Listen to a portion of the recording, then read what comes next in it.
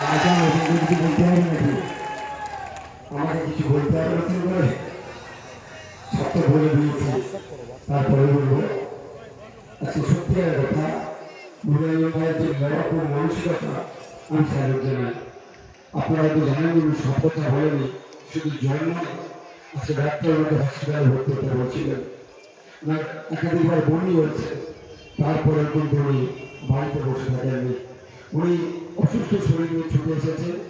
ভাঙড়ের সাথে যে অন্যায় হচ্ছে, ভাঙড়ের মানুষের সাথে, যাদবপুরের মানুষের সাথে যে তৃণমূল এই তৃণমূল বিজেপি যেভাবে লুট করছে, এর হাত থেকে যাদবপুরের মানুষকে মুক্তি দেওয়ার জন্য তিনি লড়াইয়ের ময়দানে আছে।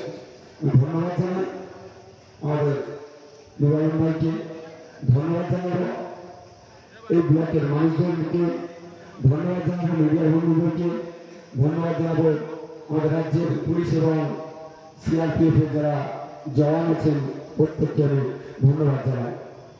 দেখুন, আজকে লাস্ট প্রচার সন্ধ্যা 6টা পর্যন্ত প্রচারের সময়সীমা আছে।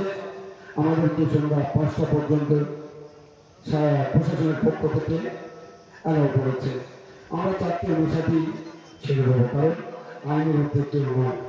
আমাদের যতটুকু টাইম দিয়েছে তার মধ্যে থেকে বিগত দিন বলেছি, আজকে বলছি আপনাদের মূল্যবান ভোট 2021 সালে ধান চিহ্নকে দিয়েছিলেন। সারা রাজ্যে যখন বিজেপি তৃণমূলের ভাইমারিদের, যখন তৃণমূল আর বিজেপিকে ভোটটা দিয়ে মিটের মেলে এদের বাইনারিকে ভাঙতে পারেনি, বাইনারিটা খেয়ে নিয়েছিল। ভাঙনের মানুষ তখন আমাকে 26,000-এরও বেশি ভোট লিড দিয়ে পার্লামেন্টে আইনসভার মধ্যে পাঠিয়েছিল।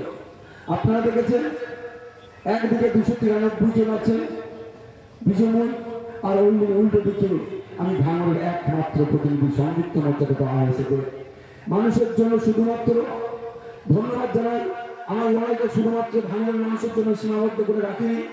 সারা রাজ্যে যেখানে অন্যায় হচ্ছে, অসঙ্গতি হচ্ছে, অত্যাচার হচ্ছে, ভাঙনের মানুষ আমাকে যে ডেডিকেশনটা দিয়েছে সেই এমএলএ হিসাবে সেখানে আমি ছুটে যেতে পারছি, তাদের পাশে দাঁড়াতে পারছি।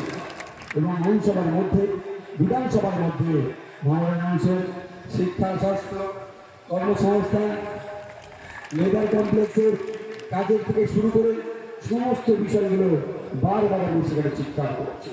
তাই ধন্যবাদ।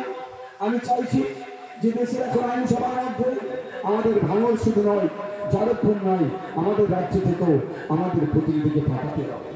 কারণ আমি দেখলাম পার্লামেন্টে যখন সিএ বিরুদ্ধে বিল যখন পাস হচ্ছিল, আমাদের এই যাদবপুরের এমপি কাজ ছিল সিএ কে আটকানোর জন্য, তার বিরুদ্ধে যে বিলটা পাস হচ্ছিল তার বিরুদ্ধে ভোটটা দেওয়া। কিন্তু দুঃখের বিষয় কি দেখলাম, যখন পার্লামেন্ট থেকে সিএ বলে নাকি আপনার নাগরিকত্ব কেড়ে নেবে, আপনাকে নাকি দেশ থেকে তাড়িয়ে দেবে, আপনার নাকি ভোটাধিকার কেড়ে নেবে, আপনাকে নাকি ডিটেনশন ক্যাম্পে পাঠিয়ে দেবে, যখন এই বলে আপনাদের ভয় দেখিয়ে সিএ বিলটা পাস হচ্ছিল, তখন মিমি চক্রবর্তী মহাশয়া বিজেপির সুবিধা করে দেওয়ার জন্য পার্লামেন্টে তিনি ভোটাভুটিতে অংশগ্রহণ করলেন না।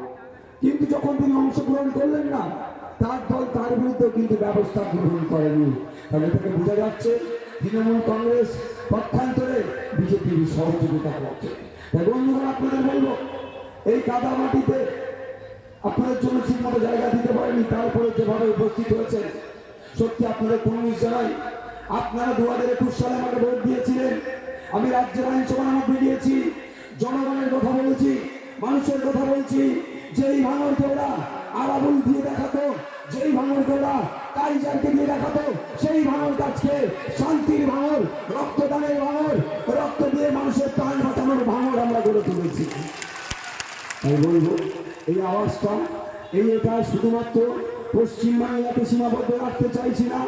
আপনাদের সাথে যে বঞ্চনার শিকার হচ্ছেন, যে অত্যাচারের শিকার হচ্ছেন, যে অভিযোগগুলো আছে, আমি যেমন রাজ্যের আইনসভার মধ্যে তুলে ধরছি, একইভাবে আওয়াজটা দেশের আইনসভার মধ্যে তুলে ধরার জন্য আপনাদের বলবো, এই 1 তারিখ আসছে, সকাল সকাল যাবেন ইভিএম মেশিনের 7 নম্বরে ফার্ম শিরে প্রধান টিপে ভোট দিয়ে পার্লামেন্টে পাঠাবেন।